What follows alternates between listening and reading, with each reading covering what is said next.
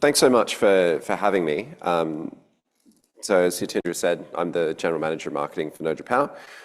I started as an electrical engineer, worked through doing protection testing design and working through switchgear applications, and then worked into doing distribution protection across the world. And then once I'd gone through that process, I decided that I wanted to start specifying the equipment that we would build in the future to solve some of the problems I'd seen around the world, particularly with the renewable energy integration stuff.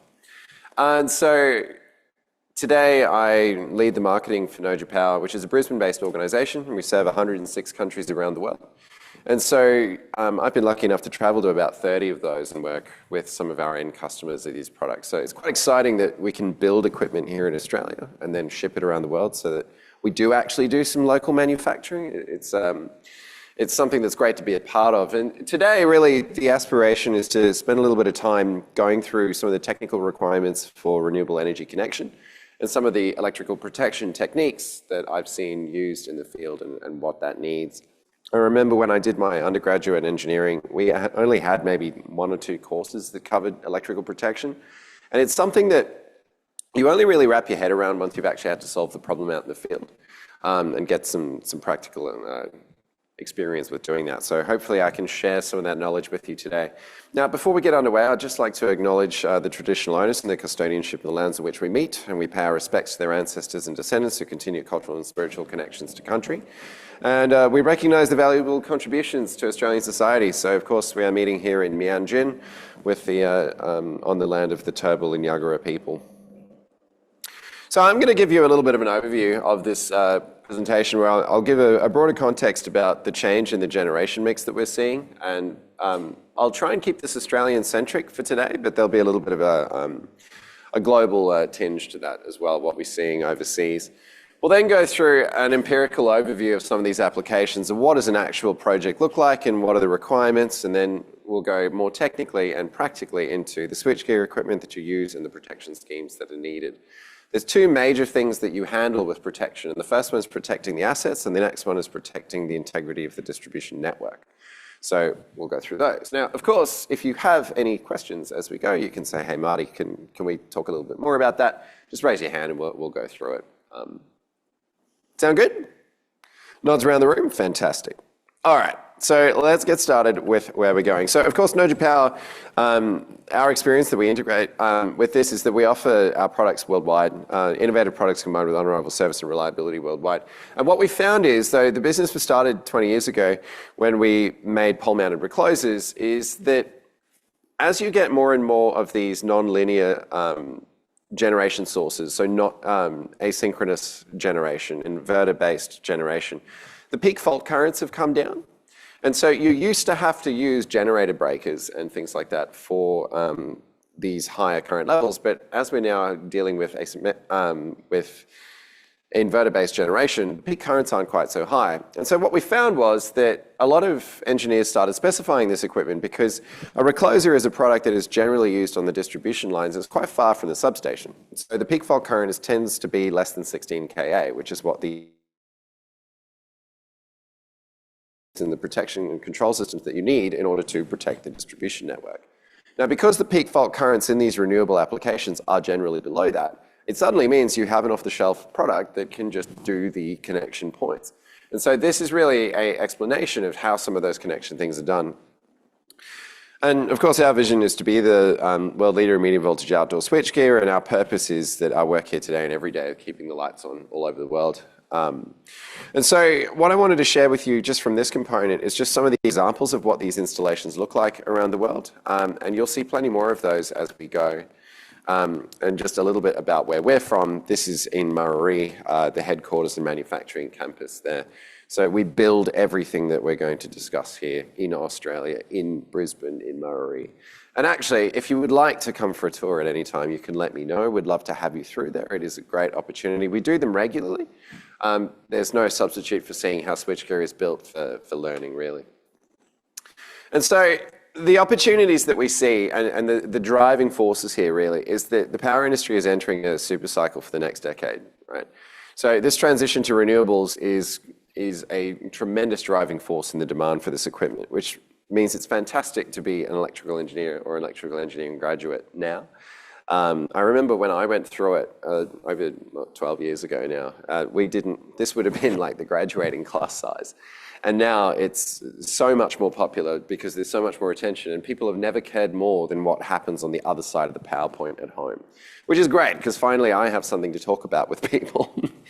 The United Nations have had the target to achieve net carbon zero by 2050, and so that's another driving for this, along with the elimination of SF6 gas from distribution networks. Large-scale renewable energy connections to the grid and the security and automation of that, along with the EVs that we are starting to see drive more of a demand and load. It's super interesting. Who's ever seen the Open NEM? Yeah, a couple of hands up there. So you can access the data for the national electricity market in Australia. It's open source. You can just get it from opennem.org.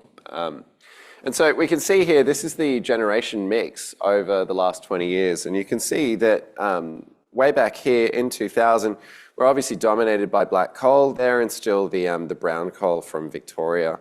And over time, we've seen an increase in the amount of renewables that we're seeing on the distribution grid, along with an emission intensity reduction. So we're about 1,000 kilograms CO2 per megawatt hour back in 2000, and that's down to about 800 today. So there is a 20% reduction there. But also what you can see is that at least in the middle of the day, solar accounts for more than half of the power in the entire grid, which is an extraordinary change that we're seeing. And now recently, AEMO as well has put out a forecast where this is their projection of what the generation mix is going to look like in time. So you can see that even under their most conservative estimates, or most likely estimates of what we're going to have, the solar utility and the wind utility component is going to be a tremendous constituent of the future generation mix.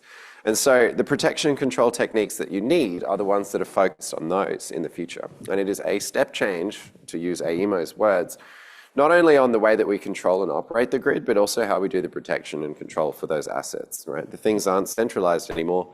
And so the protection techniques that we need to use are going to be different for those connections. Now, you can actually have a look through that website as well and see all of the different generation sites that are present. But yeah, you will find that there is an incredible amount of 4.99 megawatt solar farms. Why do you think that's the case? There's far less regulatory requirement when your generator is that small. So as soon as you cross that little threshold, you have a lot of additional stuff that you have to do. And now, luckily for us as well, anything that's under 5 megawatts is something that we can comfortably handle because that dictates the current that's flowing through it. And so these 5 megawatt connections are springing up all over the country in the hundreds, right? And to the extent that in the middle of the day, the grid scale solar is accounting for more than 20% of the power generated in Australia. So a tremendous amount.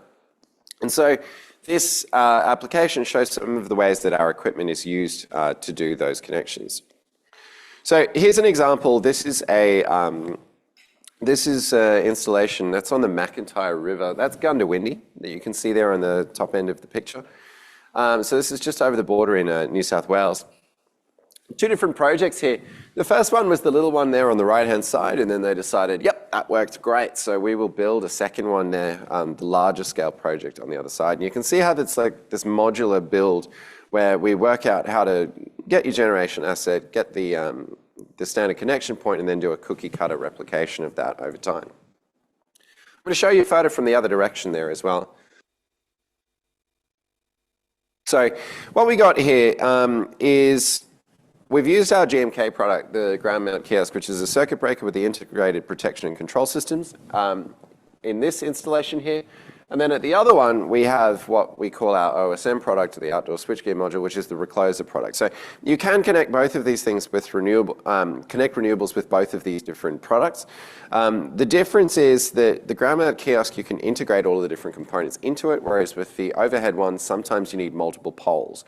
And so that's kind of the quicker, it can be quicker, but oftentimes it's a cleaner installation if you go with a ground mount kiosk where you build everything into one container and deploy it there locally. So here's an example of what that renewable connection looks like. So you've got On the pole here, this is the medium voltage switchgear. So there's a vacuum circuit breaker inside that, right? And in there also includes your current transformers and your voltage sensors on both sides of the breaker.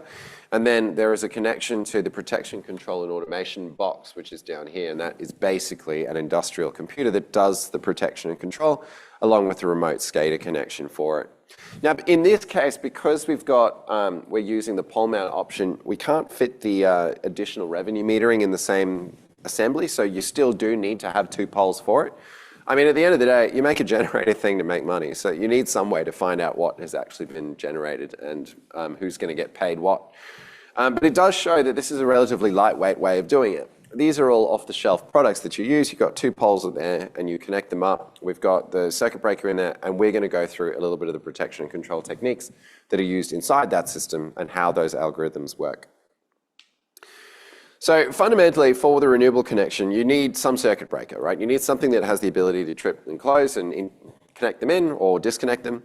You need a protection system, and there's 2 things. Like I said before, you've got the protection of the asset, and you also need to meet the anti-islanding requirements, so the protection of the grid, as it were. Power quality monitoring is important because your generation has a standard. You can't produce bad quality electrons. You need to produce ones that fit the power quality requirements. And then also there needs to be a provision for maintenance. How are you going to disconnect the network if you need to in order to work on the equipment, replace solar panels, change inverters, and what have you? Okay, so the key thing with this, when it comes to specifying the connection point, is that you really need to have a look at what the fault break, the peak fault current is that you're going to see on the equipment. You can save a tremendous amount of cost if you can meet that fault break capacity that lands within distribution switchgear, right? So if you're going to land under that 16 kA limit, then it allows you to use this category of equipment to do the connection, and that already comes with the protection relay, already comes with the CTs, it comes with the VTs. All of that is part of that installation. If you exceed that, then you're starting to talk about grid circuit breaker territory, where you then have to buy all the discrete components, do the engineering work, connect it all together, and pay someone on site to actually build all of the stuff, and then only have you got an operating system. Now, luckily, for most of these inverter-based things, that 16 kA is pretty easy to stay under. But it is something to be mindful, right? So if you're under that, we can use the devices like reclosers to fulfill that circuit breaker role, and there are other asset classes needed for additional protection control assets if that existing protection control meet those requirements. I often get the question of why can a recloser be used as a circuit breaker? Does anybody want to hazard a guess as to what the difference is between those 2 things? Yes? One can actually break fault current. Well, so it's partially correct. What we're going with here is that, so a circuit breaker, a recloser is a circuit breaker that's been pumped up a bit more, right? The specific standard for a circuit breaker is the 62271-1 standard. Reclosers and circuit breakers have to comply to that one, firstly. But a recloser then also has to comply to 111 on top of that. And really the difference is that it reduces the duty cycle. So you'll find with circuit breakers that they can't really be hammered open and closed too much. Sometimes you're going to see 30-second gaps between each time that they operate. Whereas a recloser, this product is an example, the first reclose happens after 100 milliseconds. Right? So it can do a trip, an immediate reclose, 100 milliseconds, and then 1 second, and then 1 second again. So the rate at which you can drive this thing is far faster than what you can get with a circuit breaker. The reason you do that is that recloser products are used to improve the reliability of the network because most faults are transient. So if you get struck by lightning, sorry, not you specifically, if your distribution network gets hit by lightning, you have a voltage surge that causes arcing on all of the insulators, which basically means a free leak to ground, right? They short circuits to ground. Now, if you trip that, it allows the arc to dissipate, which happens in milliseconds, and then you reclose it, the power will come back on. Right? Whereas if you hit it with lightning, causes the overload and you sustain the arc over time, things fail. So even just installing reclosers will stop 80% of outages happening on your network. Now, the thing is, in order to get that rapid reclosing, oftentimes they don't have as high of a peak fault current interrupt, right? So you might see 25, 32, or even 40 kA on circuit breakers, Whereas with 3 closes, 16 is pretty much like the top shelf that you're going to see for it. So yeah, it does reduce the amount of additional componentry required. Just quickly, number one here is the vacuum interrupter, and you've got the 2 different terminals here. So the current path is through here. It doesn't actually matter which way it goes. There's voltage sensors on either side and then a CT on one side, because if it's open and the current's flowing, you've got bigger problems, right? So you only need one CT in the system. And then you've got your magnetic actuation system down the back here, which is the thing that trips and closes it, right? So unlike circuit breakers that often use solenoids, which you can burn out, this thing uses a magnetic latch. And so when you and a magnetic actuator. So we send a DC pulse into here, which releases the magnetic latch, and then the spring opens it. And then when you go to close it, we send the opposite polarity in there, which then works against the spring to close the thing in place. Yes? How does it cool down? It doesn't need to. It's very little power. So there's not any need for that additional component, because we're relying then on rare earth magnets to doing a lot of the latching, and the springs are the ones that do the open. So there's no issue. You can't actually burn that out. It's impossible to put enough energy in there to do it, which is very different from the way that the circuit breaker connection is made, which is, yeah, another advantage of doing it this way. So here's an example of what that single line diagram would look like for a connection. So we've got our feeder here, utility feeder, and then it continues on down. So this is an example where in this connection point, this GMK has the cable compartment here. We go in through the recloser product, which is here, and then we put our control system on the control compartment along with any additional power quality and what have you that we need for it. This one's also got a load side earth switch, so we're thinking then more about how do you maintain the assets on the solar farm side. So in this case, you can use the recloser acting as a circuit breaker, trip the current or trip the fault, and then apply the earth. It's interlocked with the state of the breaker, so that then this is an earthed side so that you can do your work on that side. That's an example of what it looks like. This is another assembly where you can see we've got the recloser mounted inside the product here, additional sensors at the bottom, the earth switch up the top here, and so the cables would come in, terminate onto the bushings here. So the current path is through the recloser there, and then in the event that you want to earth it and work on the lines, we open the breaker here, pull the mechanical trip, which is mechanically interlocked with the earth switch so that we're not closing earth switch onto live bus bar, close it on there, and then you have it ready for operations. All right. There are lots of different permutations about how this can be done. So we can add differential protection to it. So if you've got a transformer on the other side, it's something that you can then integrate with the existing protection system inside there. Okay. That's all I wanted to cover on the switchgear side of this, just so that we're across what we're using specifically in those applications. And now I wanted to focus more on the actual protection algorithms, so how this stuff works. And so we're really going to split this into the things that are required for the grid protection, but then also the things that are required for the asset protection, 2 different categories here. So as an example of the things that are required on the grid protection side, a lot of, whenever you're designing these projects, you have to consult the local distribution network service provider for what their requirements are for the point of connection. It is different everywhere, okay?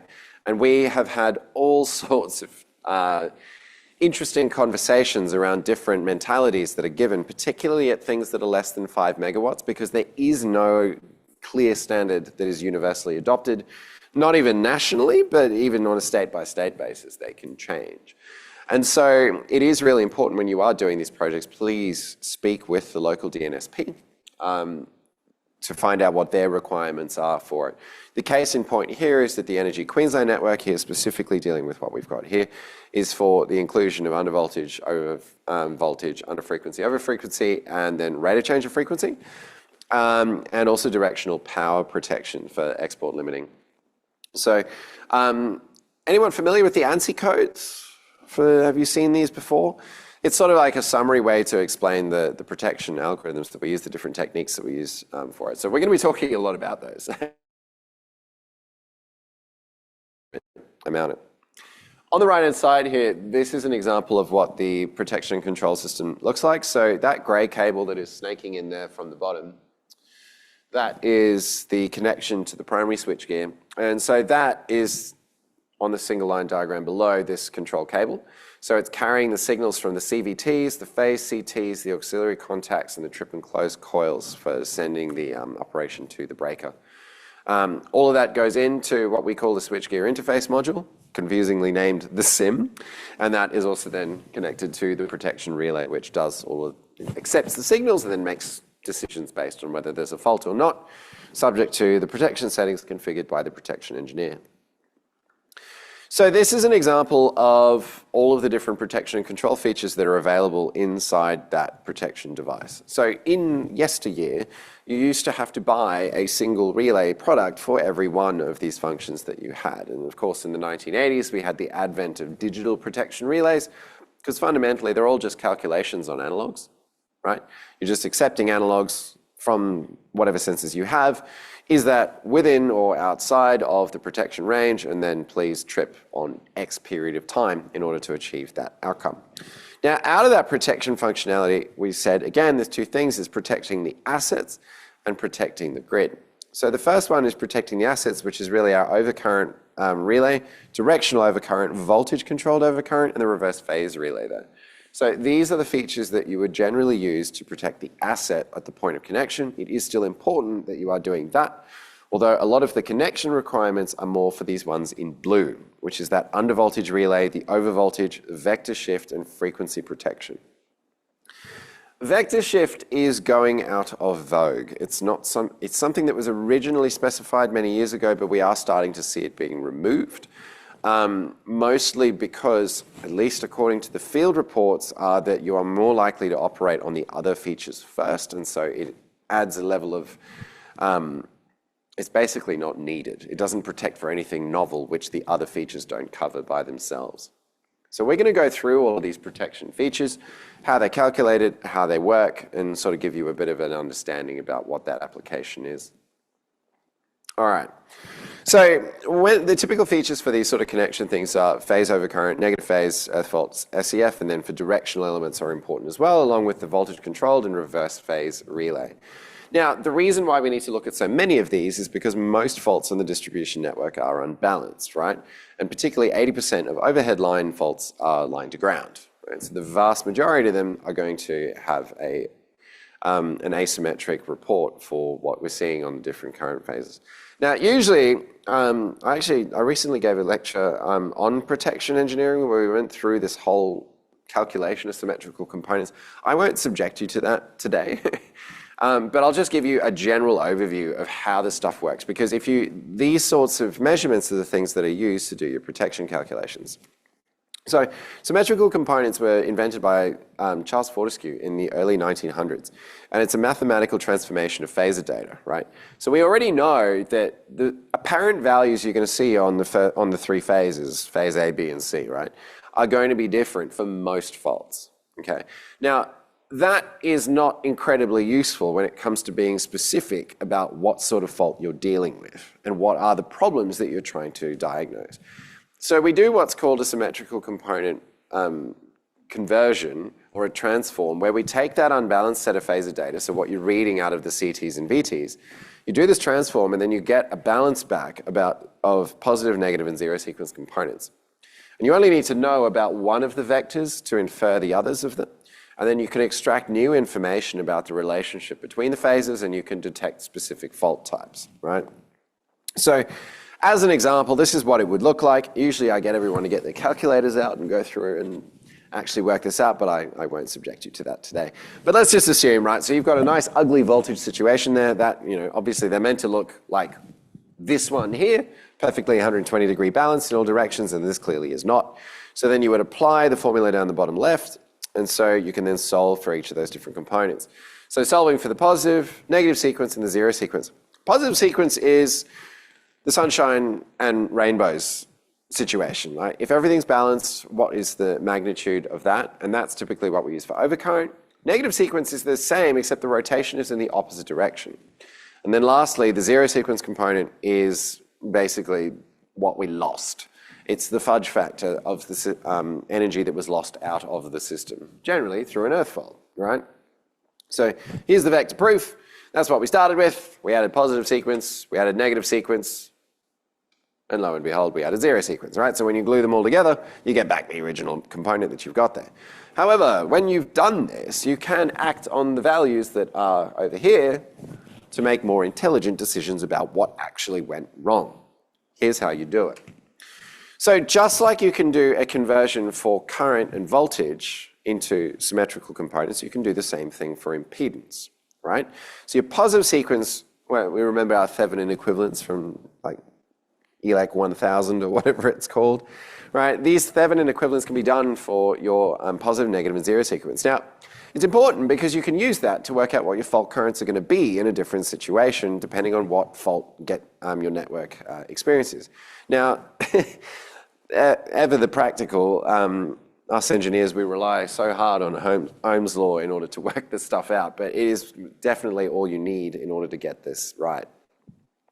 The positive sequence Thevenin equivalent always includes that voltage source, and then the negative sequence doesn't include that, and the zero sequence then is what your resistance is to earth. So this is considering the earth leakage component. Negative sequence is almost the same as positive sequence. This took me a while to get my head around. If you're going in the forward direction on a network, the frequency in Australia is 50 hertz. Okay, great. Now, relative to that, right? If you remember when we talk about AC impedances, and most loads are inductive, right?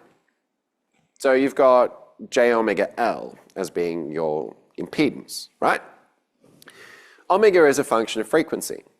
Now, because the negative phase sequence is moving in the opposite direction to the positive, it is relatively double the frequency of the fundamental, right? And if you double the frequency of an inductive system, what happens to the impedance? It goes up. So it's ever so slightly higher than what the positive sequence impedance is, but not too much of a difference away from that. So it's quite interesting because it took me so long to work out why would it be different? It's the same network, but it's the relative frequency for that component. And then so when you have these different faults in the network, we basically hook those different equivalents up in different ways to emulate the different faults that you see. So single line to earth, or you know what? Let me just show you. This is the too long didn't read version of that. So if you get a three-phase fault, it's basically all going through that positive sequence. So it's balanced, it's big, and it's mostly positive sequence, right?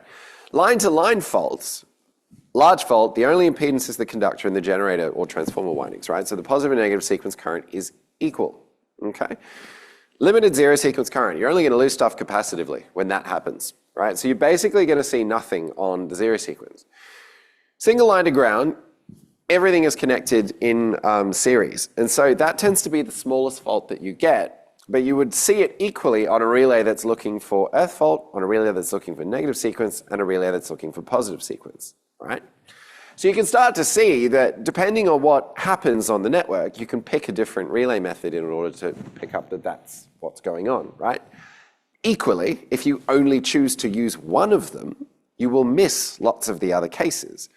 Case in point, if you only used overcurrent relays, you would have very little way of telling that there is if you get a broken conductor.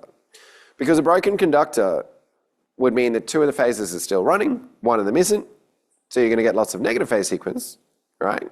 And burning out your motors because they've got one of the phases in brownout condition, but you would never see it because it's not covered with the overcurrent.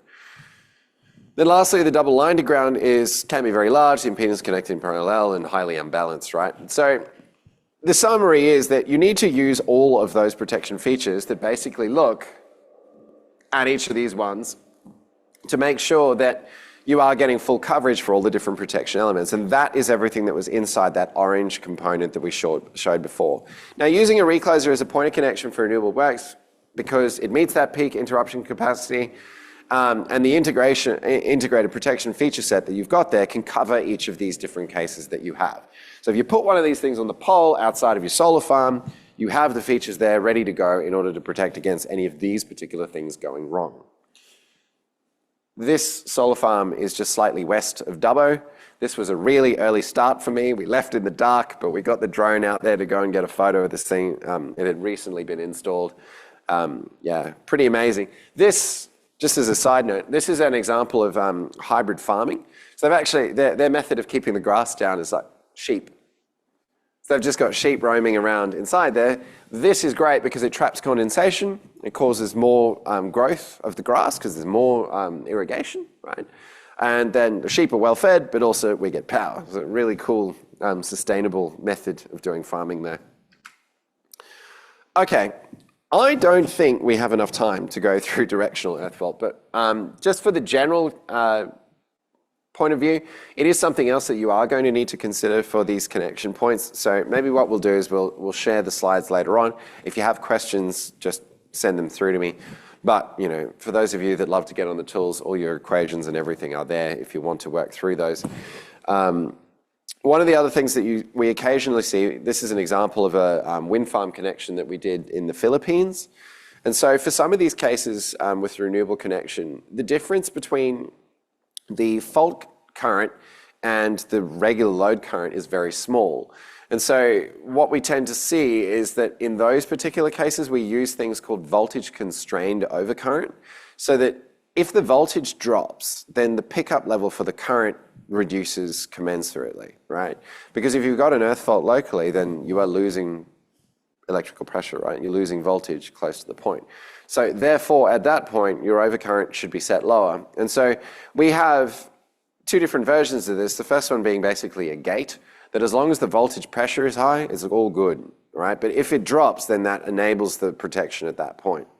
The other one, which is the second case of operation there, is that it scales according to the voltage that you see.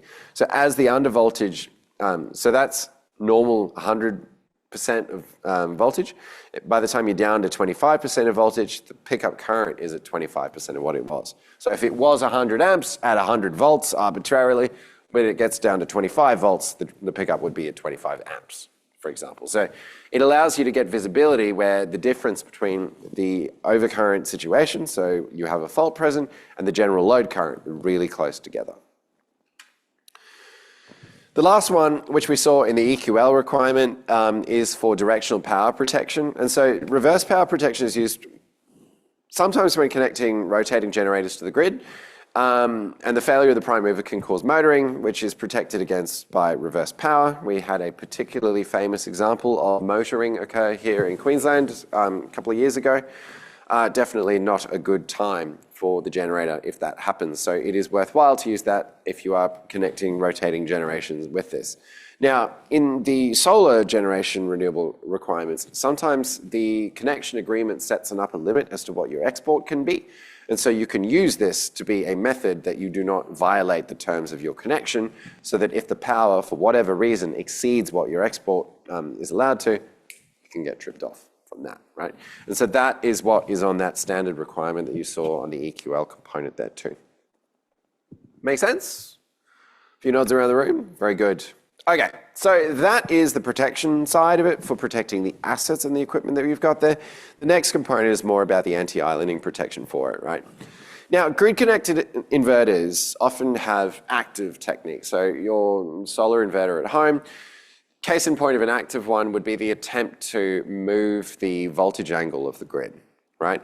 So the inverter tries to shift it a little bit forward or a little bit back. And if it has the ability to influence the voltage, it means that it is the biggest generator on the network, which would mean that an island has formed, right? You shouldn't have the ability to dictate the voltage wave at the point of inverter, right? That is what an example of an active protection technique is. You're trying to muck with the voltage, and if you are able to do that, you shouldn't be allowed to, therefore an island has formed. And that often lives inside the inverter component. Now, the connection switchgear, the stuff that you use to hook this up to the grid, uses passive protection techniques. And these are the ones that I outlined before, which are things like the frequency protection, undervoltage, overvoltage, and VVS, which we're seeing much, much less of these days. So, super simple overview of how this works. Obviously, when we're doing generation, supply has to match load at all times, right? And if that is the case, then you've got a lovely 50 hertz here, general balance. You'll see that it fluctuates by 0.05 of a hertz most of the time. Generally, we're really close to that. right? Now, if either side of that gets too big, so for example, the load goes too high versus the supply, then it's kind of like when you take a dodgy car and you reach a hill and the engine goes as you hit the hill as it's trying to handle the additional load, but it can't do so, and so it starts to stall. It's the same thing for the power system, right? Likewise, if you get way too much supply and very little load, your car is going to speed very quickly, right? So we start to see that the frequency will increase when there's more supply than load. And this is something that we are seeing as there are greater generation during the middle of the day than what there is normally. Now, generally, inverters are pretty good at keeping this stuff in check, but it is still something that needs to be kept in mind, right? So we set the range of imbalanced tolerance, right? So frequency protection requirements are set by your grid code, which is why you need to talk to your local DNSP. What are the limits and what do we need to set? Most codes require what's called a ride-through capability, so that if things go wrong, that the device doesn't just simply open and trip. The recent, well, not so recent, but the blackout that happened in South Australia was an example where their grid connection protection stuff for the wind farms was set to trip off and they didn't meet the ride-through requirements, right? So in that case, they had a setting that after they had a certain number of these variations happen, they tripped off and they lost even more generation than they needed to. Definitely not the only reason that they went black, but it is an example in the field of something that we need to keep an eye on so that we don't have that happen in the future. So frequency protection, multi-stage frequency protection is basically to dictate how fast you need to hop off based on how bad the current frequency is at that point in time, right? So generally we see that we are a little bit more tolerant of smaller movements, and then if it gets really bad, then please trip off very quickly, right? Now, the limitation of this is that you actually have to wait until there's a problem, right? You start to see the frequency moving, and then it's only once you have that failure, you've already gone, in some cases, too far. And so the engineering solution of that is to take the derivative of the movement of that. So how fast is the frequency changing over time? Hence, rate of change of frequency, right? So instead of waiting to reach that limit, the protection acts on how fast the frequency is getting there. So this is an engineering trade-off between ride-through and the early detection of islanding, right? So if it's at 1 hertz per second, it means it's 50, 51, 52, 53, right? It's slowly moving like that. 2 hertz per second, 50, 52, 54, right? That's the kind of speed that it's moving. Now, for an empirical understanding, generally, if you're getting 2 hertz per second, the generator has left the building, right? Exploded. That would be a massive difference that you would see. So generally, we see this being set at about 1 hertz per second, which is already a pretty bad situation. 2 is Armageddon, right? The only exception is that on the very discrete, small, short time scale, you can sometimes see artifacts of rate of change of frequency being really high, and that's because of the discretization of data. So if you're taking individual samples, the relative difference between individual samples might be quite high, but if you average it enough over a decent sample space, you're not going to see that. Which is why instantaneous rock-off is unlikely, so people aren't going to have a 0 millisecond trip time on rate of change of frequency. It'll always be averaged over like the last 4 cycles or what have you, at least, if not more. Okay. All right. So the last one is a bit about power quality, right? So this is the degree to which the voltage and frequency waveform of a power supply conform to the established specifications. When you are creating these generation assets, you need to meet the power quality requirements for the installation, and the specifications vary on that local grid code, but generally they look at the same metrics. So harmonics, voltage, interruptions, and frequency variations of it. So harmonics really is the Fourier transform of the measured wave. So this is an example of a square wave, which can be made up by the constituent waves with a frequency multiple of the fundamental. So that square wave, when we do a Fourier transform, we get a spectrum analysis, right? So the big line on the left-hand side is an example of the fundamental frequency, and every subsequent component is then each of the harmonics, second, third, fourth, fifth, and so on, right? Now, any waveform can be represented as a series like that, right? And so when we talk about harmonics in the distribution grid, again, like with protection, where different scenarios cause different harmonic profiles, different protection or the symmetrical component profiles, same too with harmonics, that different problems of the network show different harmonic signatures. Now, we are less interested in how pretty the harmonic signatures are because anything that's not 50 hertz is not good for the network, right? So there are fairly strict limits on what we see. What we do find is that the third, fifth, and seventh harmonic tend to be among the highest values. But in general, you're still being set as an upper limit because what happens is, as we talked about before, the impedance of the network is a function of the frequency, right? So these harmonics effectively have higher frequency components.